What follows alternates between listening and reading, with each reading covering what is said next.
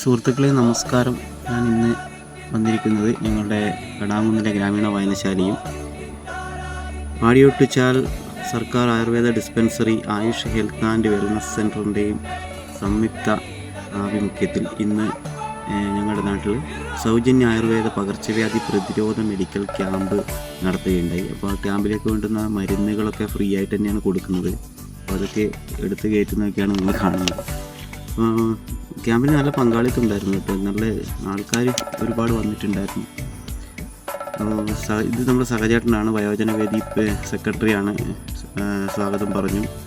പിന്നീട് Shailaja P വയോജനവേദി president അധ്യക്ഷത വഹിച്ചു. പെരിങ്ങോം വയക്കര ഗ്രാമപഞ്ചായത്ത് പ്രസിഡന്റ് വി എം ഉണ്ണികൃഷ്ണൻ ഉദ്ഘാടനം ചെയ്തു. ക്ലബ്ബ് വായനശാല സെക്രട്ടറി രതീഷ്, പിന്നെ വാർഡ് മെമ്പർ സൂരജ്, അതുപോലെ വനിതാവേദി സെക്രട്ടറി സീമ എന്നിവർ സംസാരിച്ചു. പിന്നെ നമ്മുടെ വായനശാലയുടെ പ്രസിഡൻ്റായ പ്രഭാകരൻ ഒക്കെ നന്ദി പറഞ്ഞു. അതിനുശേഷം ഡോക്ടർ സനൽകുമാർ MP-യുടെ ഒരു ക്ലാസ് ഉണ്ടായിരുന്നു.